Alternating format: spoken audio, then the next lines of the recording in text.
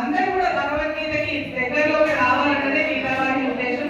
కోతి మనం ఏం చేయాలంటే మనం ఒక మంచి కార్యక్రమం చేసిందని దేవుడు రూపంలో వచ్చి చూస్తున్నాడు కాబట్టి మీరు అక్కడ దృష్టి మానేసి నేను చెప్పే రెండు ముక్కలు మీరు ఆశిస్తున్నాను.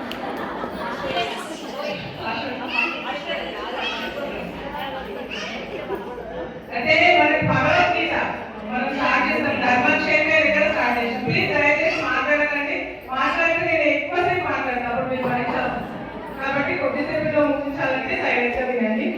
ధర్మక్షేత్రం ఎక్కడ స్టార్ట్ అయింది? ధానష్టంలో స్టార్ట్ అయింది. ధృవానీతి మమ కాడ ఏంటంటే అంటే ధామ అంటే భగవద్గీత మొత్తం ధర్మం మీదనే, ధర్మం గురించి చెప్పబడ్డది.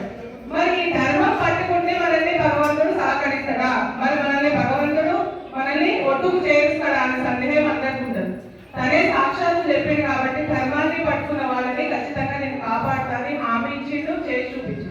మన మహాభారతం అందరికీ తెలుసు. మరి మహాభారతం లోపల పాండవులు ఎన్ని కష్టాలను ఎదుర్కొన్నారు. భీష్ముడు, ద్రోణుడు, కర్ణుడు లాంటి యుద్ధ వీరుల్ని చంపడం వల్ల అంత ఈజీ కాదు. మరి ఏ విధంగా చంపగలిగిందంటే కృష్ణ పరమాత్మ యొక్క సహాయం వల్ల. ఒక చిన్న సంఘటన వింటే నాకైతే కళ్ళలో నీళ్ళు వస్తాయి. యుద్ధం జరిగే